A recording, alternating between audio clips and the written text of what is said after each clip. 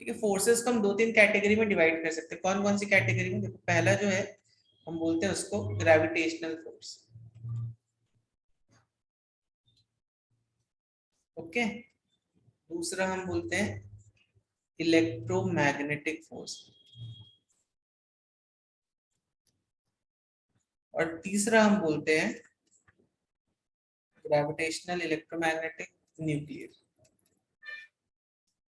तब देखो gravitational force क्या होता है, जो दो मासेस के बीच में लगता है ना, वो that's mainly known as gravitational force. तब ग्रेविटेशनल फोर्स अब कहाँ कहाँ देखते हो लगते हुए? यस बच्चों बताओ, ग्रेविटेशनल फोर्स कहाँ कहाँ देखते हो लगते हुए? जल्दी बताओ। अर्थ और हमारे बीच में, एवरी हाँ, ऑब्जेक्ट। अर्थ और आपके बीच में लग रहा है ग्रेविटेशनल फोर्स, ठीक है। अर्थ और मून के बीच में, अर्थ और सन के बीच में, ठीक है। तो हम देखते हैं कि there is some gravitational force which is being exerted. Okay, now तो ग्रेविटेशनल फोर्स किसके बीच में लग रहा है? दो मासेस के बीच में लग रहा है, ठीक है। तो इसका ओरिजिन क्या है? Between masses. ओके, अच्छा, आपके बीच में और आपके आसपास के जो ऑब्जेक्ट्स, क्या उनके बीच में भी लग रहा है ग्रेविटेशनल फोर्स? तुम्हारे भी, तुम्हारे, तुमसे और तुम्हारे आसपास जो भी सराउंडिंग में जो ऑब्जेक्ट्स होंगे, क्या उनके बीच में भी लग रहा है ग्रेविटेशनल फोर्स? यस, यस, और लग रहा है, तो आप फील क्यों नहीं होता है हमें?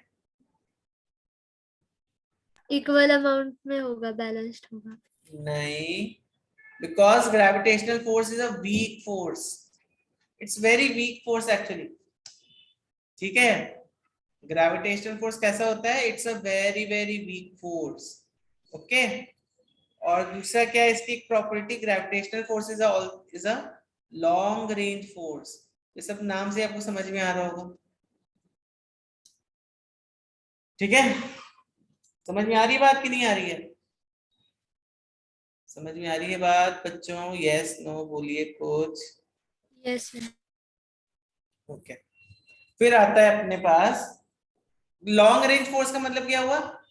ज्यादा डिस्टेंस तक लगा सकते हैं, ठीक है। और एक और चीज आप इसके बारे में लिख सकते हो ग्रेविटेशनल फोर्स के बारे में, ये हमेशा अट्रैक्टिव रहता है, दिस इज ऑलवेज अट्रैक्टिव।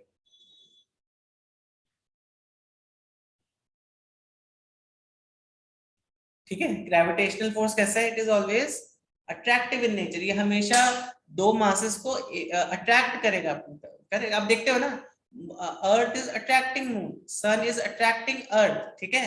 तो ये हमेशा एक दूसरे को क्या करता है? अट्रैक्ट करता है। बट इलेक्ट्रोमैग्नेटिक फोर्स, चलो देखते हैं इलेक्ट्रोमैग्नेटिक फोर्स किसके बीच में लगता है? बिटवीन चार्जेस के बीच में। ये बहुत ही स्ट्रांग होता है कि नहीं है? आप देखो, आप यू जस्ट रब अ plastic ruler in your hairs, और आप कुछ पेपर्स को पेपर टेबल पे रख दो, और रूलर को जब पेपर के पास लेके आते हो तो see they are attracted to it, correct. But gravitation में ऐसा नहीं होता, तो it's actually a very very strong force. Very very तो नहीं बोल, but it's a strong force.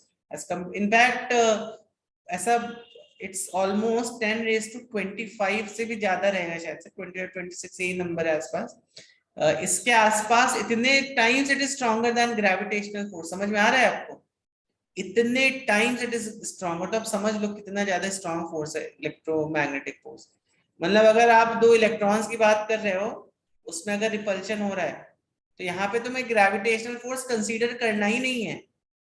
It is so strong, it will be negligible, मतलब उसका कुछ अस्तित्व ही नहीं बचेगा ग्रेविटेशनल फोर्स का, ठीक है। समझ रहे हो कि नहीं समझ रहे हो? It's a strong force and this is also a long range force, also long range force, and this can also be attractive or repulsive, ठीक है। समझ में आ रही है बात?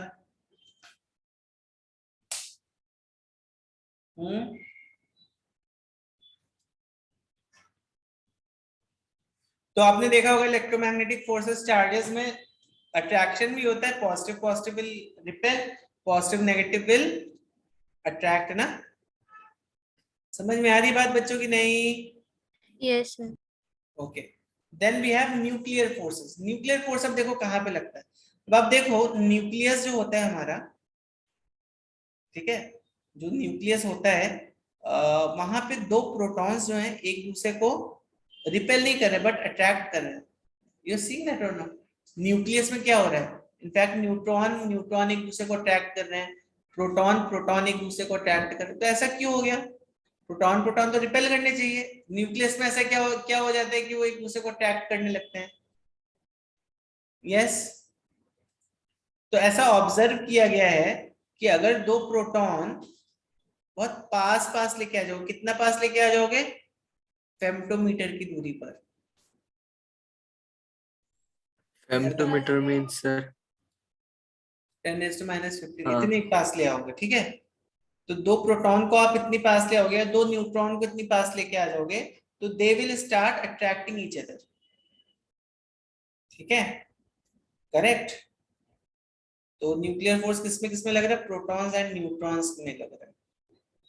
दिस वेरीज, और इनफैक्ट इट इज सीन, ये जो न्यूक्लियर फोर्स है, अभी मैंने आपको बताया था इलेक्ट्रोमैग्नेटिक फोर्स है almost 10⁻25 times stronger than gravitational force. उसी तरह न्यूक्लियर फोर्स जो है वो 10 ऑलमोस्ट उसका डबल हो जाता है, ठीक है। इसका भी डबल तो बहुत ही ज्यादा, डबल तो is not very appropriate thing, but almost 10 ये 40 के आसपास इससे स्ट्रॉन्ग रहता ही है। 10⁻40 times stronger than electromagnetic force, ठीक है। So will say it is very strong force, okay. और ये लॉन्ग रेंज नहीं, this is a short range force, और ये भी केवल अट्रैक्टिव इन नेचर है, ये रिपेल नहीं करता है, ये भी केवल और केवल अट्रैक्टिव इन नेचर होता है, ठीक है। समझ में आएगी बात कि नहीं आ गई? समझ में आई बात बच्चों? Yes sir. यस। इसीलिए आप देखो जो ये रहते हैं ना तुम्हारे क्या चीज जो न्यूक्लियर बॉम्ब्स और ये सब जो बनते हैं ना, तो वो कैसे बनते हैं? तुम्हारे न्यूक्लियस को ब्रेक करके जो एनर्जी रिलीज होती है उससे बनाए जाते हैं वो सब, ठीक है। समझ में आ गई बात कि नहीं आई? Yes sir. चलो आगे बढ़े, फिर आगे बढ़े बच्चों। तो आपको समझ में आया ना gravitational force, electromagnetic force and nuclear force. तो इस पे भी आपको क्वेश्चन पूछ सकता है, ठीक है।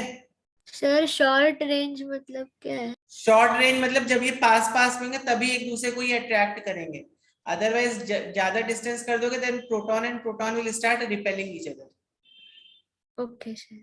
ठीक है, चलो तो अब इसका एक क्वेश्चन देखते हैं। तो अगर मान लो मेरे पास दो मासेस हैं m1 and m2, so what do I see is m1 and m2 they are attracting each other with some force F. ठीक है, m1 and m2 attracting each other with some force F. So this F is given by G m1 m2 by, तो यहाँ पर we can say that the gravitational force of attraction, ये centre से distance लेते हैं, ठीक है, just have to understand this, ये डिस्टेंस हमेशा हम सेंटर से लेते हैं। तो ग्रेविटेशनल फोर्स ऑफ अट्रैक्शन जो है it depends on masses m1 and m2 directly proportional to masses m1 and m2 and inversely proportional to the radius square, ठीक है। तो ग्रेविटेशनल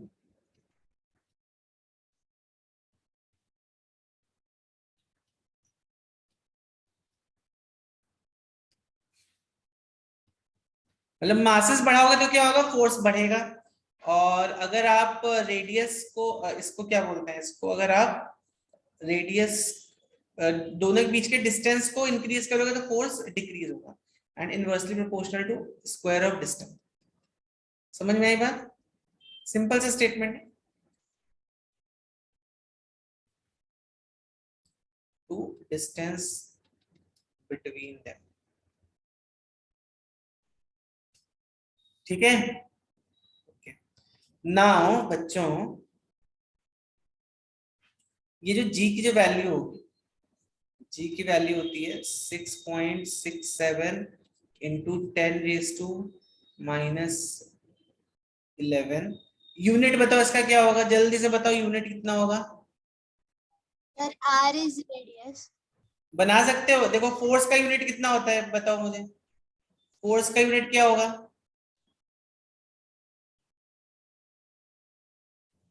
नहीं नहीं नहीं नहीं नहीं, जो यूनिट बना लीजिए, F is equal to KG.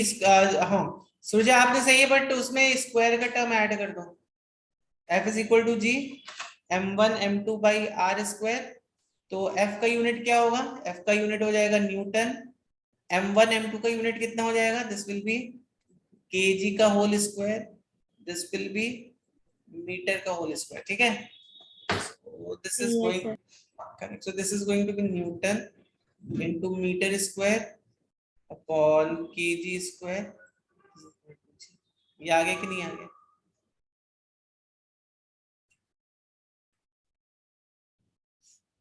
yes or no। Sir एक बार ऊपर लो। हाँ yes, newton metre square KG, yes Aditya very good. ठीक है, तो इसका यूनिट क्या हो जाएगा जी का, और जी का वैल्यू देखो क्या होता है 6.67 into 10 raise to minus 11। Please don't forget this value बच्चों, ठीक है, डोंट फॉरगेट दिस वैल्यू। तो इसका आंसर होगा, इसका यूनिट होगा,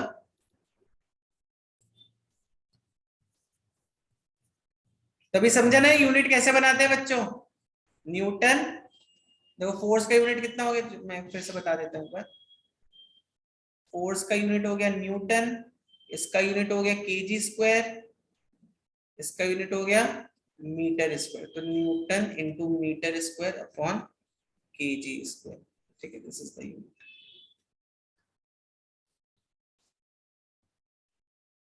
Newton,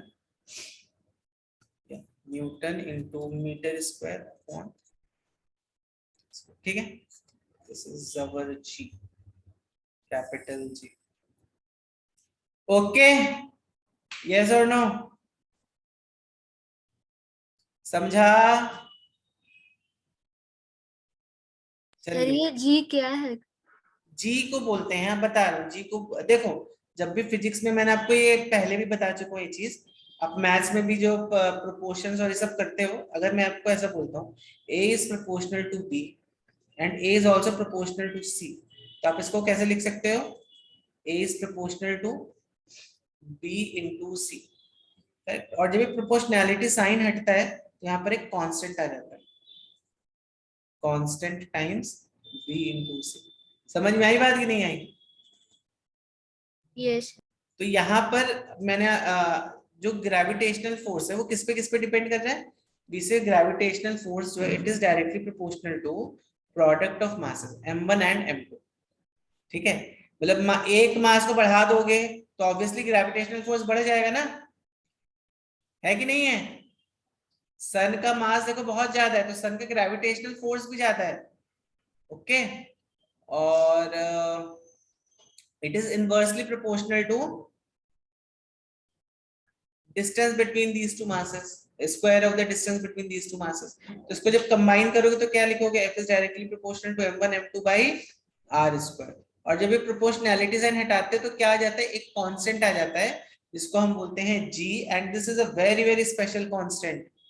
why, because this g is also known as universal gravitational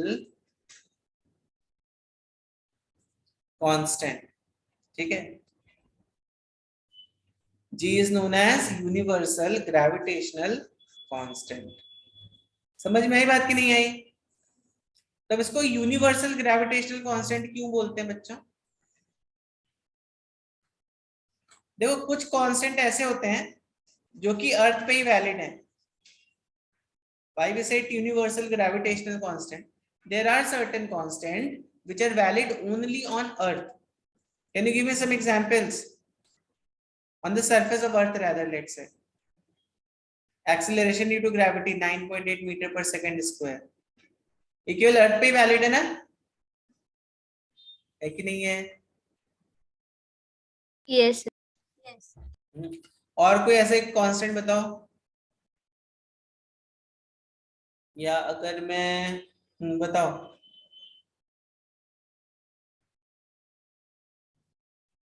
या बट ठीक है, तो एक एक तो आपको मालूम है जी, कैपिटल स्मॉल जी, और कोई कांस्टेंट आपने पढ़ा है क्योंकि केवल अर्थ पे वैलिड होगा, किलोग्राम वेट, तो वही होगी बात उसकी। ठीक है, तो ये बात आपको समझ में आई, ठीक। या मास ऑफ अर्थ की अगर हम बात करें तो अर्थ पे वैलिड है मास of earth and all that. लेकिन कुछ ऐसे कांस्टेंट होते हैं जो यूनिवर्स में कहीं पे भी चले जाओ वो वहां पे भी वैलिड रहेंगे, ठीक है।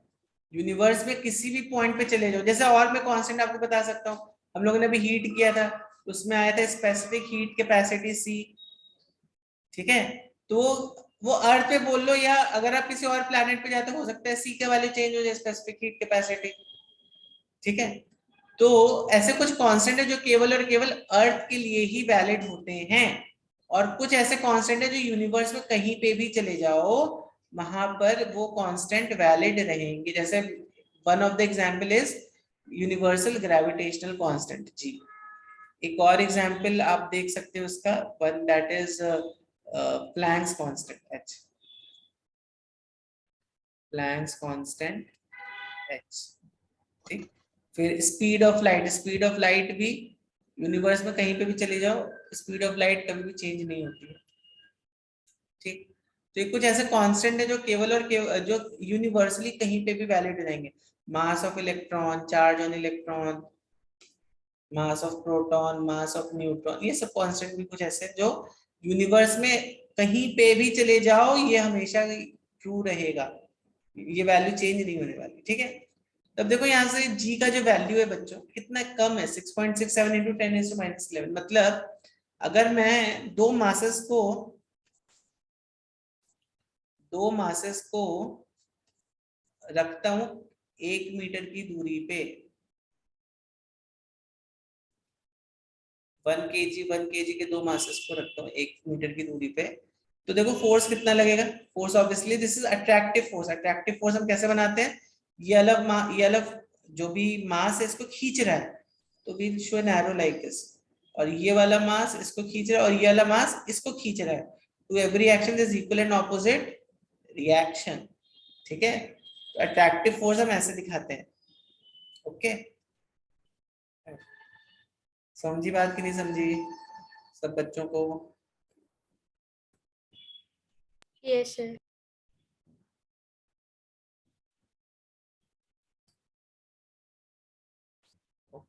तो अब अगर तुम यहाँ पे g की वैल्यू पुट कर दे तो 6.67 इंटू 10⁻11 इंटू 1 kg का होल स्क्वायर अपॉन रेडियस कितना है दोनों के बीच में 1 मीटर, इसका होल स्क्वायर ले लेते हो। तब देखो बच्चों ये जो वैल्यू आई तुम्हारी, ये वैल्यू देखो कितनी है, ये वैल्यू आई 6.67 इंटू 10⁻11 न्यूटन, और ये वैल्यू कितनी कम है। I don't think so laboratory में इतने प्रिसाइज इंस्ट्रूमेंट्स हैं जो कि इस वैल्यू को मेजर भी कर सकेंगे, ठीक है। समझ में आ रही बात कि नहीं आ रही है? समझ में आ रही है बात कि नहीं? यस। तो देखो कितनी, ये this is a very very weak amount of force, बहुत ही ज्यादा वीक फोर्स है ये, है कि नहीं है कि नहीं है बच्चों? यस ना। तो इसलिए मैंने बोला था स्टार्टिंग में this is a weak force. और इलेक्ट्रोमैग्नेटिक फोर्स अगर देखोगे चार्जेस के बीच में, दो चार्जेस के बीच में एक Q1 है एक दिस इज Q2, तो यहाँ पे जो रिपल्सिव फोर्सेस लग रहे होंगे या यहाँ पे जो अट्रैक्टिव फोर्सेस लग रहे होंगे वो भी कुछ ऐसे दिए जाते हैं कूलम्स लॉ से। What is Coulomb's law? Coulomb's law से, कूलम्स लॉ भी ऑलमोस्ट ग्रेविटेशन की तरह ही है कि force is directly proportional to Q1 and Q2, correct, and it is force is inversely proportional to 1/r square. दोनों को कंबाइन कर दोगे तो कितना आ जाएगा, ठीक है, प्रोपोर्शनल। और जब यहाँ पे प्रोपोर्शनैलिटी साइन हटाओगे तो कांस्टेंट आएगा, उस कांस्टेंट को आप मान लो के। तो अब इस k की जो वैल्यू होती है आप देखो कितनी, 9 into 10⁹ newton metre square upon coulomb. Simple है, newton metre square into coulomb square. ठीक है, ठीक। अब यहाँ पर अगर तुम 1 कूलम का चार्ज रखते हो और एक मीटर पर देखो कितना हाई फोर्स आ रही है, 9 × 10⁹ करेक्ट। ऑलमोस्ट ये 20-21 टाइम्स ग्रेटर आ रहा है। ठीक है बच्चों, समझ में आई बात कि नहीं आई? Yes sir. तो इसीलिए मैंने बोला इलेक्ट्रोमैग्नेटिक फोर्सेस जो होते हैं हमारे, ये ग्रेटर होते हैं, या इनको इलेक्ट्रोमैग्नेटिक फोर्सेस जो होते हैं हमारे, ये स्ट्रॉन्ग फोर्स होते हैं। एंड ग्रेविटेशनल फोर्स जो होते हैं ये क्या होते हैं? ये वीक फोर्स होता है, ग्रेविटेशनल फोर्स। ठीक है, चलो आई होप आपको समझ में आया होगा। If you want to write you can write it down. फिर एक हम लोग न्यूमेरिकल करेंगे इस पर अभी।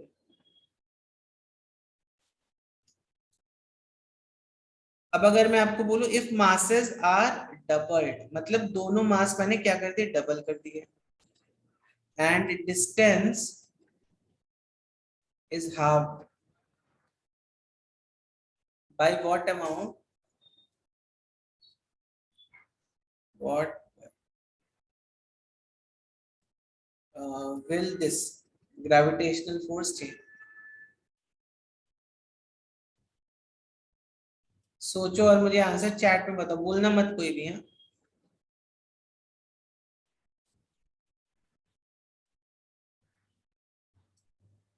Simple question. देखो इनिशियल फोर्स कितना था? इनिशियल फोर्स मान लो मास m, तो ये मास m, ठीक है, m एंड n। तो इनिशियली मान लो फोर्स इसमें था F, ठीक है, करेक्ट है कि नहीं है? अब देखो, अब मैंने क्या कर दिया, मासेस को मैंने डबल कर दिया और डिस्टेंस को हाफ कर दिया। मासेस को डबल कर दिया और डिस्टेंस को मैंने क्या कर दिया? छोटा कर दिया, r/2 कर दिया ना। तो इनिशियली मेरे पास क्या था? g times m² / r²। ये कितना हुआ? g टाइम्स 4m² का होल स्क्वायर। इसको पूरा, ये इसको भी f नहीं लिख सकते आप, इसको f' लिखो, ठीक है, क्योंकि अभी फोर्स चेंज हो जाएगा। तुमने वैल्यूज को चेंज कर दिया है, तब ये वैल्यू f के बराबर नहीं होगी। This will be some new value of force which is equal to f'। तो f' इज इक्वल टू, पूरा जब फाइंड आउट करोगे तो इसको सॉल्व करोगे तो 4 इधर है, r/4 हो जाएगा। तो 4 × 4 that makes it 16 g m²/r²। ठीक है, तो f' की मेरी ये वैल्यू आ गई है। ओके ओके बच्चों, और यहाँ पर देखो जी m²/r² कितना हो गया? m1 m2 whatever you want to take. मैंने यहाँ पे दोनों मासेस को सेम ले लिया।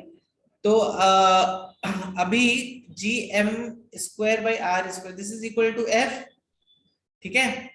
तो ये हो जाएगा मेरा 16 टाइम्स f। तो जो न्यू फोर्स की जो वैल्यू आई वो कितनी आई? 16 times of the previous one. So f' is actually 16 times f। ठीक है, ओके बच्चों, समझ में आई बात कि नहीं? चलिए, now let's talk something about acceleration due to gravity.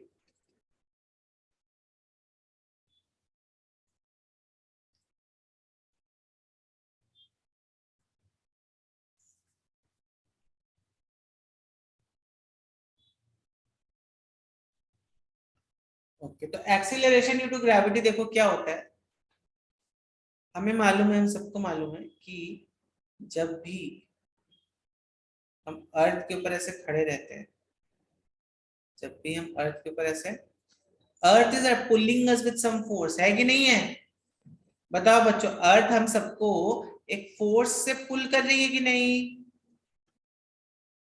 Yes sir. कितने फोर्स से पुल कर रही है अर्थ हमें? mg4 से पुल कर रही है कि नहीं है?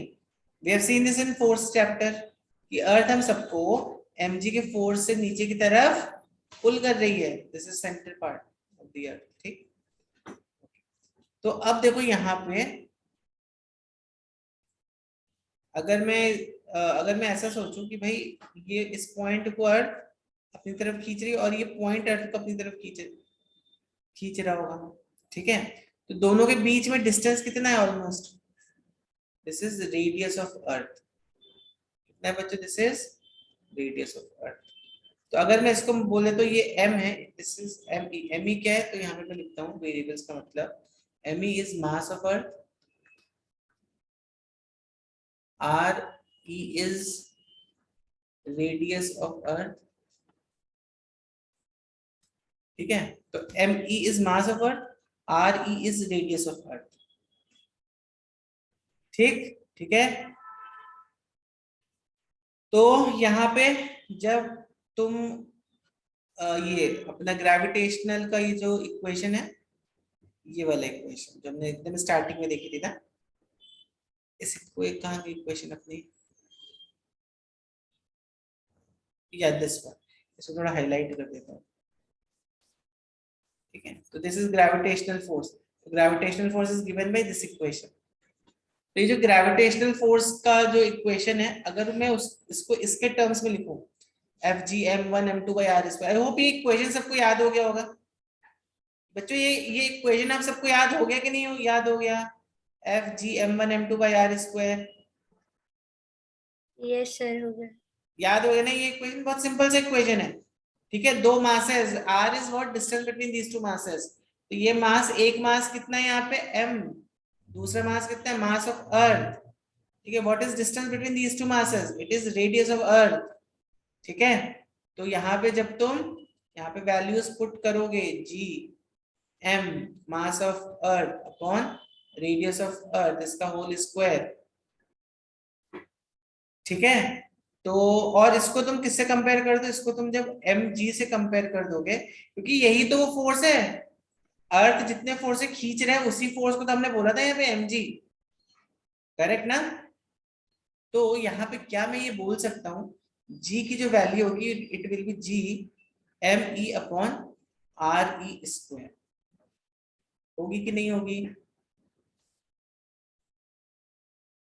क्या लगता है बच्चों आपको सबको, होगी कि नहीं होगी, यस बच्चों बताइए जल्दी से। Yes sir. और अब मैं यहाँ पे कुछ वैल्यूज पुट करके देखता हूँ। तो अभी हमने देखा जी की वैल्यू कितनी थी कैपिटल जी की वैल्यू, देखते कितने बच्चों को याद है, यस बताओ क्या थी कैपिटल जी की value, 6.67 into 10 raised to minus 11. Yes very good. Unit newton metre square पर KG square. Mass of earth मालूम है आपको कितना होता है, what is mass of earth, मालूम है किसी को मास ऑफ अर्थ कितना होता है,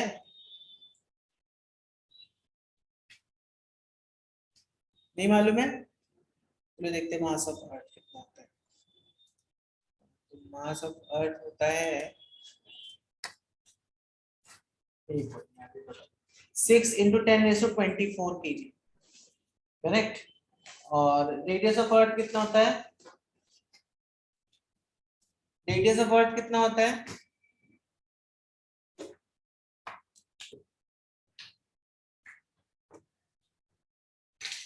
यस रेडियस ऑफ अर्थ कितना होता है बच्चों, मास ऑफ अर्थ तो ये हो गया, व्हाट इज रेडियस ऑफ अर्थ, तो 6.6 into 10 raised to 24 की अप्रोक्सीमेटली रेडियस ऑफ अर्थ होता है। मालूम है किसी को व्हाट इज रेडियस ऑफ अर्थ, आप अर्थ पे रहते हो, आपको रेडियस तो मालूम होना चाहिए अर्थ का, 6400 किलोमीटर्स, ठीक है।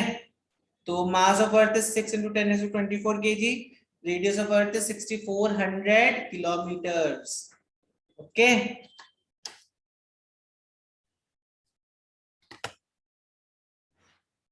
ओके तो जिसको आप ये भी लिख सकते हो 6.4 into 10 raised to 6 मीटर। तो अब जब इन सब वैल्यूज में यहाँ पे पुट करोगे, मतलब 6.67 into 10 raised to -11, mass of earth is 6 into 10 raised to 24 kg, more precise is 5.98 into 10 raised to 24 kg, but approximated as 6 upon 6.4 into 10 raised to 6 इसका होल स्क्वायर। अच्छा एक सेकेंड,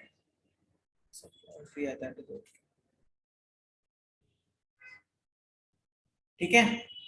तो यहाँ पर बच्चों जब इस पूरी इक्वेशन को तुम सॉल्व करते इस पूरी चीज को, तो approximately 9.7 metre per second square के आसपास आपको मिलता है।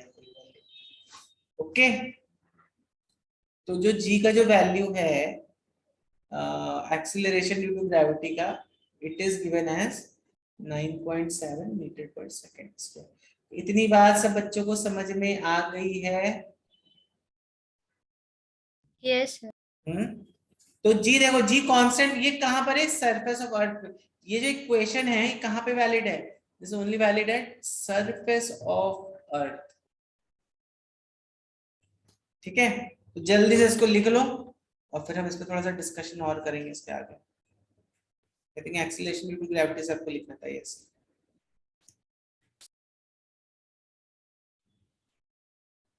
what will be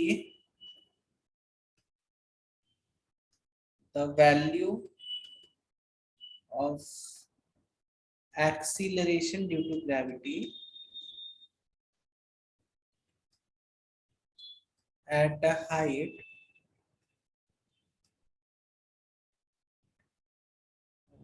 h is equal to re from surface of earth। तो re मैंने आपको बताया था, re क्या होता है? What is re? Re is radius of earth, correct? So what will be the value of acceleration due to gravity at a height h is equal to re from the surface of earth? चलिए बताइए जल्दी से।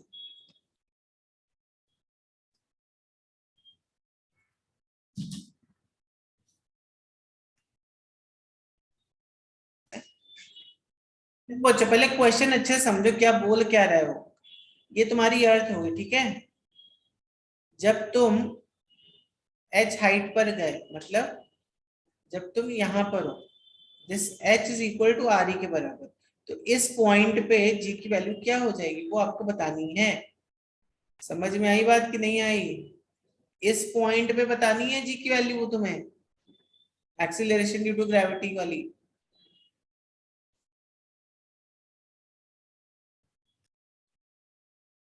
देखो, आपको ये मालूम होना चाहिए g का जो वैल्यू इस पॉइंट पर है। देखो इस पॉइंट पर डिस्टेंस कितना था? इस पॉइंट पे डिस्टेंस था r। ठीक है, अब इस पॉइंट पे मान लो हम ये वाला पॉइंट लेते हैं, यहाँ पे डिस्टेंस है r। ठीक है, अगर यहाँ पे डिस्टेंस r है तो यहाँ पे g का वैल्यू कितना हो जाएगा? g m e mass of earth upon r का होल स्क्वायर। ठीक है, करेक्ट। तो अब r को आप क्या लिख सकते हो? r को देखो, r is actually equal to 2 times re, हो जाएगा कि नहीं हो जाएगा? जी एम ई अपॉन और 2 re का होल स्क्वायर ले ली, 4re का whole square, G M E by R E square कितना हो गया? अच्छा जी डैश ले लेते हैं, this is a different value of G ना। और सरफेस पे जी कितना है? सरफेस पे जी है, मतलब acceleration due to gravity is small G. तो यहाँ पर तुम जी डैश को बोल सकते हो, G dash is G M E by R E square is nothing but G by 4। so which will be, अगर आप इसको निकालो, will be एग्जैक्ट वैल्यू मैं आपको बता देता हूँ। सही है अदिति का,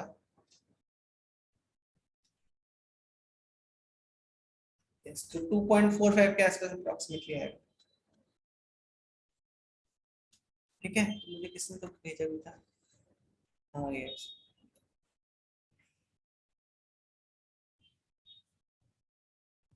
ठीक है बच्चों, समझ में आई बात कि नहीं आई? जल्दी से इस पॉइंट को भी लिख लो। तो एक पॉइंट हमने ये देखा, जैसे जैसे हम मतलब we are moving away from the surface of earth, ऊपर की तरफ बढ़ रहे हैं, ठीक है, तो जी की वैल्यू कम हो रही है, value of ji decreases as height h increases, है कि नहीं है बच्चों?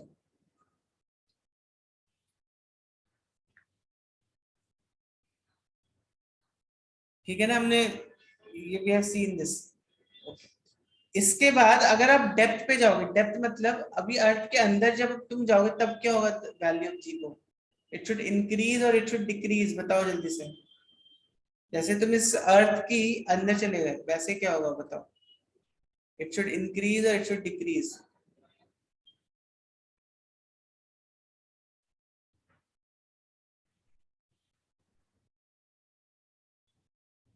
इंक्रीज होगी। इंक्रीज होगी, यहाँ पे भी डिक्रीज होती है, value of ji decreases as we go inside the, और we as we go in for मतलब as you go inside earth, ठीक है, जैसे जैसे हम डेप्थ डी पे जाएंगे वैसे वैसे value of g will again decrease. इसका क्या हो जाएगा, value of ji decreases as depth is increased, ठीक है, ठीक है। तो इसका जो फॉर्मूला होता है वो ध्यान में रखो, जी डैश जो है this is given by g 1 minus t by,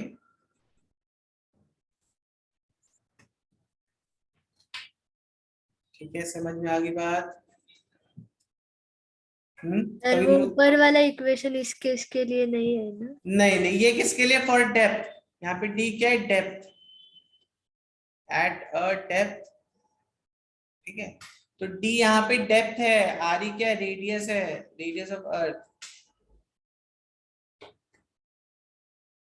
और स्मॉल जी क्या है यहाँ पे, स्मॉल जी है हमारा एक्सेलरेशन ड्यू टू ग्रेविटी। तो बच्चों इतनी बात सबको समझ में आ गई कि नहीं? कुछ बोलिए, yes no?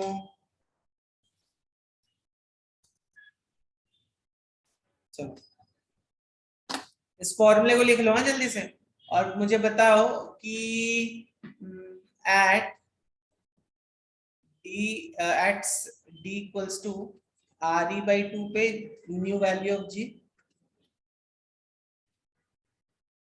And at centre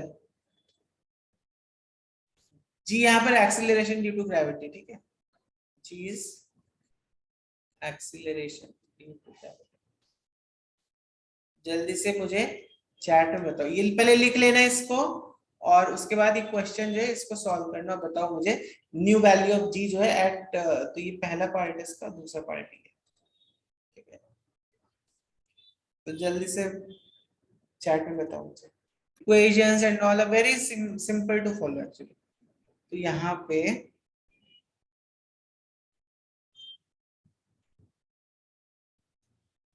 ये सेंटर हो गया, ठीक है, तो हमें कितने डिस्टेंस पे देखना है, हमें देखना है आर ई बाई 2 पे देखना है हमें,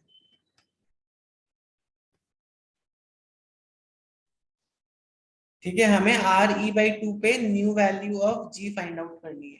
तो क्या हो जाएगी, G dash is equal to G 1 minus D by R E, yes, तो जी कितना हो जाएगा, जी जी तो आपको मालूम है 1 माइनस डी की वैल्यू कितनी, आर ई बाई 2 है,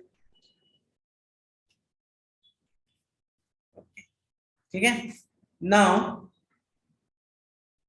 when you solve this whole thing क्या आ जाता है, g 1 minus half which gives us g by 2, g by 2 almost कितना होगा, I don't know why we are getting 0.85, if you take it as 9.8 4.9 आता है, why you are getting 4.85, I don't know how you are getting that, so it will be 4.9 meter per second square, ठीक है। Sir we took g as 9.7। अच्छा तो 7 भी ले लिया जी, 9.8 होती है ना जी की वैल्यू तो, सर हमने ऊपर 9.7 वो लिखा मैंने है। बताया था आपको, जब इससे डालोगे तो 9.7 के आसपास आएगी, बट एक्चुअल वैल्यू तो 9.8 है ना। यहाँ पे क्या है, कुछ कांस्टेंट्स को बहुत उधर तक लेके जाओगे, then this value will approach 9.8 only actually. ठीक है, ओके सर। ठीक है, दैट्स ओके।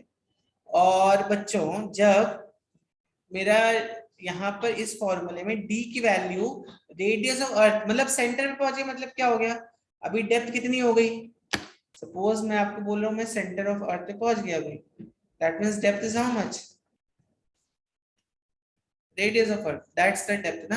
तो ये जो g डैश है ये कितना हो जाएगा, g 1 minus d by r। तो d यहाँ पे किसके बाद कितने के बराबर हो जाएगा, रेडियस ऑफ अर्थ के बराबर हो जाएगा, g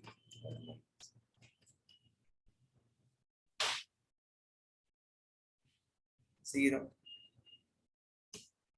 समझ में है? तो दैट मींस अगर आपसे कोई पूछे what is the value of acceleration due to gravity at centre of earth, what will you say, it is 0।